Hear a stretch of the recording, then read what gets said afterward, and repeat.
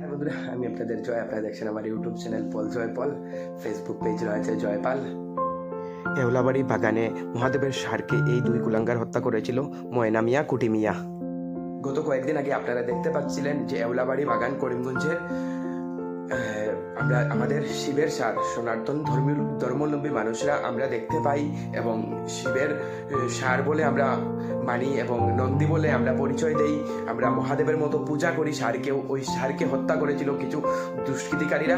তো ওদেরকে করিমগঞ্জ পুলিশ ধরতে সক্ষম হয়েছে। অনেক অনেক ধন্যবাদ থাকলো করিমগঞ্জ পুলিশ সুপার পার্থপ্রতিম দাস মহোদয়কে এবং আমি হিন্দুরক্ষী দলের কার্যকর্তা ধীরাজ ভট্টাচার্য মহাশয়কে অনেক অনেক ধন্যবাদ জানাই। উনি সঙ্গে সঙ্গে ওই জায়গায় পৌঁছে প্রতিবাদ করেছিলেন বলেই আজকে করিমগঞ্জ পুলিশ ধরতে সক্ষম হয়েছে। এবং আমি দিবাকর কাপালিদাকেও দেখেছি ওই জায়গায় গিয়ে। পরের দিন উনি ওই জায়গায় পৌঁছে গিয়ে কি হয়েছিল কি না দেখেছেন এবং দাবি জানিয়েছিলেন, দাবি রেখেছিলেন করিমগঞ্জ প্রশাসনের কাছে যে আসামিদেরকে ধরতে হবে। করিমগঞ্জ পুলিশকে অশেষ অশেষ ধন্যবাদ, অসংখ্য ধন্যবাদ জানাই। এই যে আমাদের হিন্দু ধর্মের আস্থা নিয়ে বিভিন্ন সময় বিভিন্ন দুষ্কৃতিকারীরা আমাদের কে মজা করে, আমাদের উপর আক্রমণ করে, আমাদের যে আমরা ভগবান মানি এই যে শিবের নন্দীকে হত্যা করেছি কুপিয়ে কুপিয়ে, আমাদের আস্থার উপর আঘাত আনে সবসময়। ওদেরকে উপযুক্ত শাস্তির যাতে ব্যবস্থা হয় এই দাবি রাখছি করিমগঞ্জ আদালতের কাছে।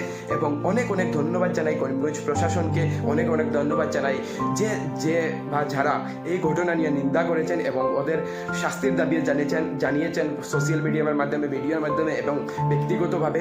সবাইকে আমি অনেক অনেক ধন্যবাদ জানাই।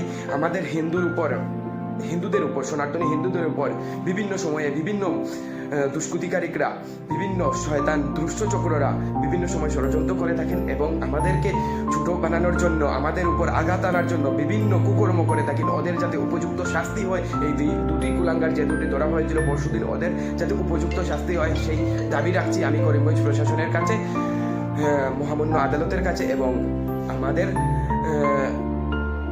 এরকম আঘাত দেবেন না, আর বন্ধ করুন, যাতে বন্ধ হয়, উপযুক্ত শাস্তি হয়, কঠোর থেকে কঠোরতম শাস্তি পায় ওইগুলো যেগুলো দুষ্কৃতিকারীরা। এই দাবি রাখছি।